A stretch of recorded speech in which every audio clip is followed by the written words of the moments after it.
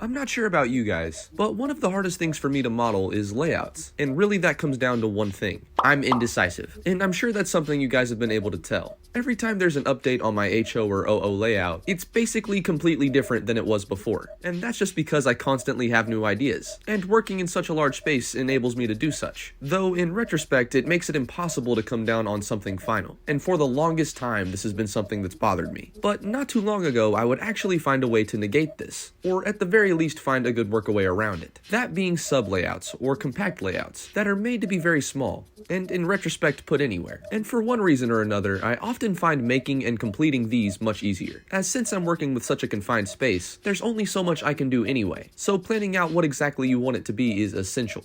As some of you guys may remember, the first video I ever posted on this channel was actually a compact layout, a 009 or HO narrow gauge one, and today we'll be taking a look at a new one of these, or I guess the beginning stages of it, and hopefully see how far I've come in the year I've been on YouTube. So let's go ahead and get into it. Here, ladies and gentlemen, is the narrow gauge loop line.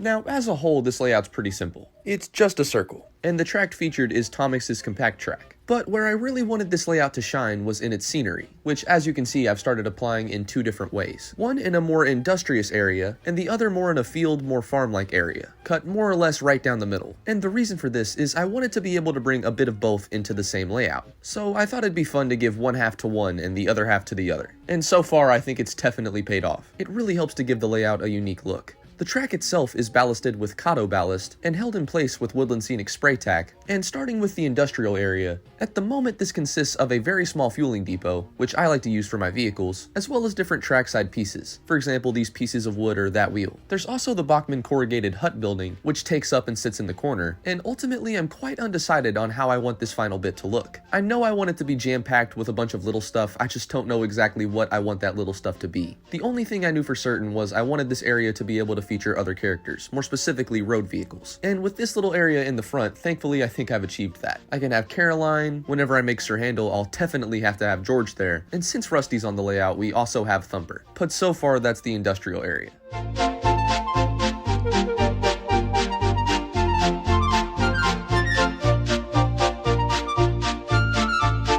Now switching over to the farm-like area, which is honestly my personal favorite, there's a bit more to see. For this part's detail, I've used a Bachmann trackside shed, which in one area I filled up with hay, and around it added a horse, a pumpkin patch, and different clumps of overgrown bushes on the sides of the track, which I actually liked so much that I added it to the industrial area too. I like to put Terrence here, but would like to find some more farm-like scenery to fill up the rest of the areas. So unfortunately, just like the last, this is very much work in progress, but honestly shouldn't be too hard to finish. As you can see, there's still quite a bit to go. There's plenty of details I want to add to the layout, unfortunately I just haven't gotten around to doing them yet. So expect updates on this little thing, and if you guys have any suggestions or ideas on what should go on this layout, be sure to let me know down below in the comments. And now that we've talked about what's on the layout, let's get into how exactly I made the thing.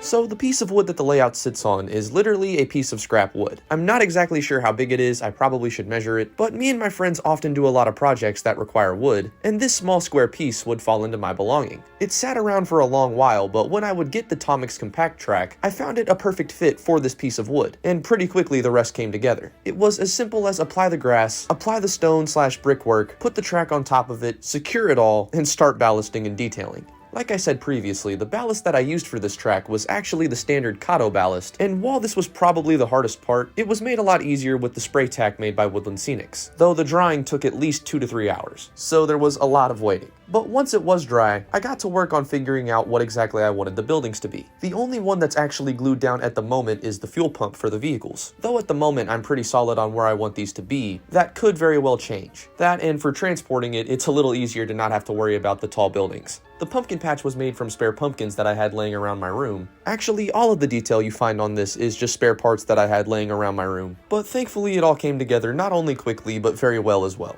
Once I got the idea, I just got to work, and unfortunately didn't take very many videos or pictures of what I was doing. But here is the current end result, and hopefully you guys enjoy it. So now that we've got all of that boring stuff out of the way, let's go ahead and see this thing in action.